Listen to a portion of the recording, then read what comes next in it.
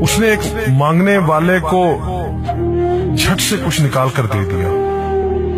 میں نے کہا کہ بھائی دیکھ بھال کر دینا چاہیے، یہ فراڈ لوگ ہوتے ہیں اور عام انسان کے جذبہ نیکی کو ایکسپلائٹ کرتے ہیں۔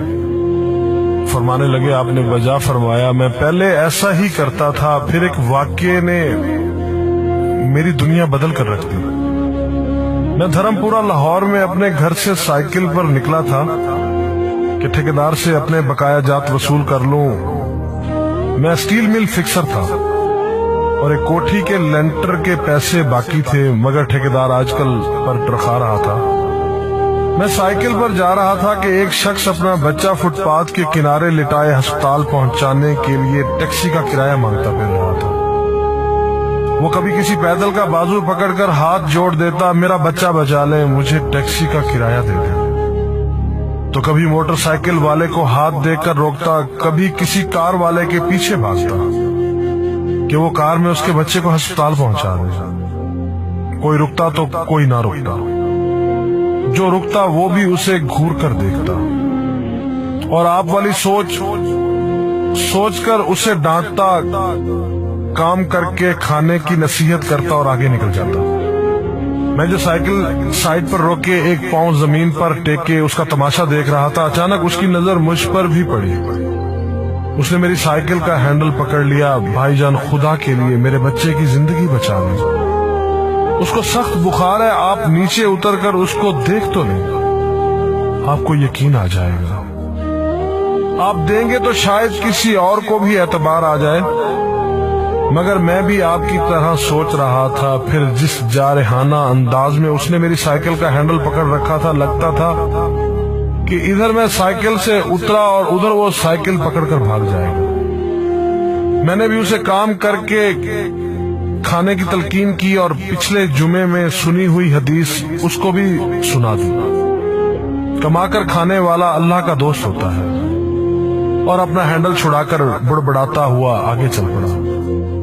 حرام خور ہمیں بے وقوف سمجھتے ہیں۔ 2-3 گھنٹے کے بعد جب میں بقایا جات وصول کر کے واپس آیا تو وہ ابھی اسی جگہ کھڑا مانگ رہا تھا۔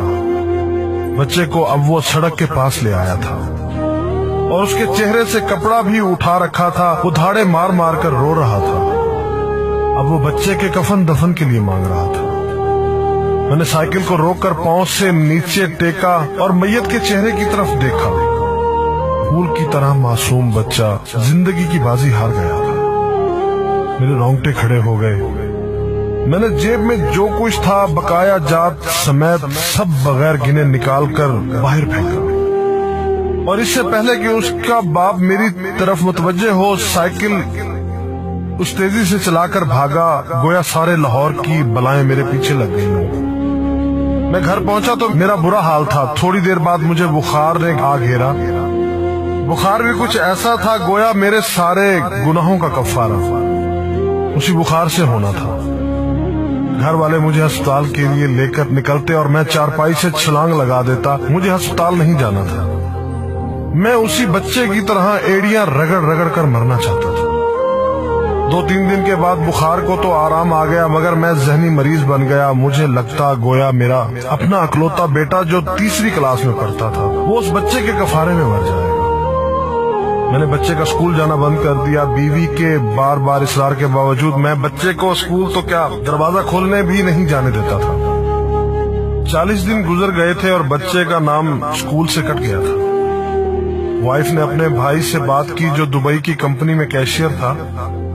اس نے مجھے باہر بلانے کے لیے پاسپورٹ بنانے کو کہا، مگر ایک تو میں شناختی کارڈ بھی پیسوں کے ساتھ نکال کر بچے کی میت پر پھینک آیا تھا، دوسرا میں خود بھی بچے کو اکیلا چھوڑ کر باہر نہیں جانا چاہتا تھا۔ وہ 40 دن قیامت کے 40 دن تھے۔ 40ویں دن 10 بجے کے لگ بھگ ہمارے گھر کا دروازہ بجا۔ دروازہ میں نے خود ہی کھولا اور سامنے اس بچے کے باپ کو دیکھ کر مجھے چکر آ گیا۔ مجھے لگا جیسے ہم دونوں آمنے سامنے کھڑے خلا میں چکر کاٹ رہے ہیں۔ درمیان میں بچے کا چہرہ بھی آ جاتا۔ میری کیفیت سے بے خبر اس باپ نے مجھے دبوچ لیا اور پھوٹ پھوٹ کر رونا شروع کر دیا۔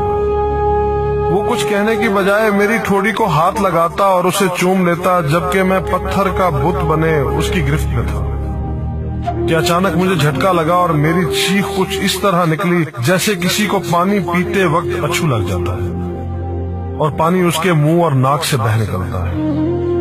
میں اس بچے کے باپ کو سختی کے ساتھ سینے سے لگائے یوں رو رہا تھا گویا اس کا نہیں بلکہ میرا بچہ مر گیا ہے۔ ہمارے رونے سے گھبرا کر پورا محلہ اکٹھا ہو گیا تھا۔ آہستہ آہستہ 40 دنوں کا غبار نکلا، اس کو میں گھر میں لے کر آیا۔ محلے والے بھی آ گئے تھے جنہوں نے اس آدمی سے بہت افسوس کیا۔ کچھ دیر بعد اس نے اپنی جیب سے میرا شناختی کارڈ نکالا اور مجھے واپس کیا، پھر جیب میں ہاتھ ڈال کر کچھ پیسے نکالے اور میرا شکریہ ادا کر کے کہنے لگا کہ آپ کے پیسے بڑے برکت والے تھے، شاید آپ کے خلوص کی برکت تھی کہ میرے بہت سارے کام ہو گئے۔ سارے اخراجات کے بعد کچھ پیسے بچ گئے تھے، ان میں کچھ پیسے میں نے ادھار لے کر ڈالے ہیں، یہ آپ قبول کر لیجئے، باقی میں بہت جلد آپ کو واپس کر دوں گا۔ میں نے پیسے واپس لینے سے سختی کے ساتھ انکار کر دیا اور منت سماجت کر کے اسے پیسے رکھنے پر راضی کر دیا۔ اس کے بعد میں یہاں بطور اسٹیل فکسر آ گیا۔ میں جی جان سے کام کرتا تھا، چند ماہ میں ترقی کر کے فورمین بن گیا۔ 3 سال بعد میں نے سالے کی مدد سے اپنی کمپنی بنا لی اور اس بچے کے والد کو بھی اپنی کمپنی میں بلا لیا۔ آج وہ میری کمپنی میں فورمین ہے۔ اس بچے کے بعد اللہ نے اس سے 2 بیٹوں اور 1 بیٹی سے نوازا ہے۔ میں اسے آپ سے ملواؤں گا، مگر اسے سائیکل والا قصہ مت بیان کیجیے۔ وہ آج تک نہیں پہچانا کہ میری سائیکل روک کر اس نے مجھ سے سوال کیا تھا۔ وہ مجھے ولی اللہ سمجھتا ہے جس نے اس بچے کی لاش دیکھ کر سب کچھ نکال کر دے دیا۔ قاری صاحب، اس دن کے بعد میں کسی کو خالی ہاتھ نہیں لوٹاتا۔ قاری صاحب، اس دن کے بعد میں کسی کا ہاتھ خالی نہیں لوٹاتا۔ تھوڑا سا دینے سے نہ وہ امیر ہوتا ہے اور نہ میں غریب ہوتا ہوں۔ بس دل کو تسلی ہوتی ہے کہ میں اس بچے کا خون بہا ادا کر رہا ہوں۔ رہ گئی لوٹنے کی بات تو قاری صاحب، ہمیں کون نہیں لوٹتا؟ جوتے والا ہمیں لوٹتا ہے، کپڑے والا ہمیں لوٹتا ہے، سبزی اور گوشت والا ہم کو لوٹتا ہے۔ اتنا لوٹنے کے بعد اگر کوئی ہمیں اللہ کے نام پر لوٹ لے تو شاید حشر میں ہماری نجات کا سامان ہو جائے کہ یہ بندہ میری خاطر میرے نام پہ لوٹتا رہا ہے۔